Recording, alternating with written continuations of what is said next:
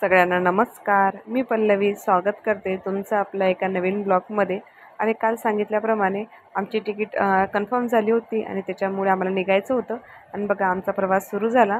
अगोदर तर गावापासून तर शहरापर्यंत तर रिक्षाचाच प्रवास असतो, कारण की आज तर गाडी आणू शकत नाही आणि सोडायला कोण नव्हतं. ताईकडे सगळेजण थांबले होते, त्याच्यामुळे म्हणून नाही का रिक्षाने आलो अगोदर आणि त्यानंतर आलो मग ट्रॅव्हल्सने नागपूरला.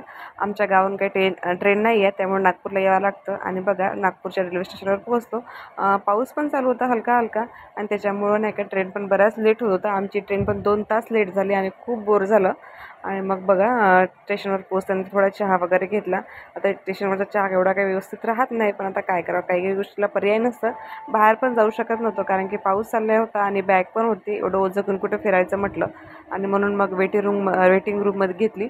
वेटिंग रूममध्ये थोडंसं आरामही झाला आणि फ्रेशही वाटलं, कारण की कसं बसायला वगैरे व्यवस्थित राहतं आणि AC वगैरे चालू होता, म्हणून छान वाटलं. कारण खूप थकलं होतं, सकाळ 2 दिवस कंटिन्यू धावपळ सुरू होती.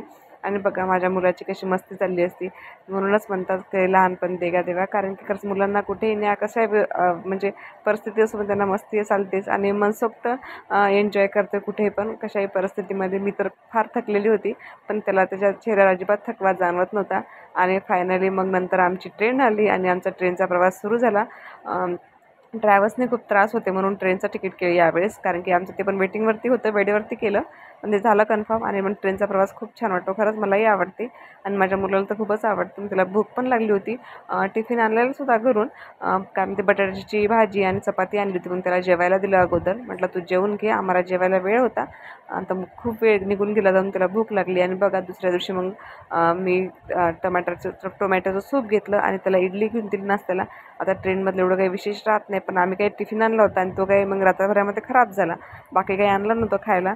मग त्याला म्हटलं आता जे आहे ते. आणि आम्हाला पोहोचायला बरंच लेट होणार होतं. आणि हे बघा गंगा नदी आहे, खूप मोठं पात्र आहे या नदीचं.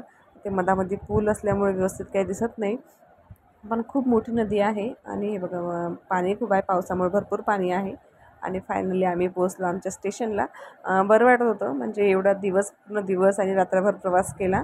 दुसऱ्या दिवशी आम्ही 4ला पोहोचलो आणि तिथून आम्हाला 1 तास लागला घरी जायला, आमच्या क्वार्टरवरती जायला. मग आम्ही घरी पोहोचलो आणि चेंज वगैरे केलं. आणि बघा घर एवढं खराब झालं होतं काय सांगावं, आणि घाईघाईमध्ये निघून गेलो होतो.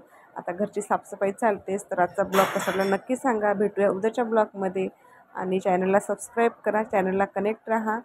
आणि आजचा ब्लॉग इथेच एंड करते. चला बाय सगळ्यांना, टेक केअर.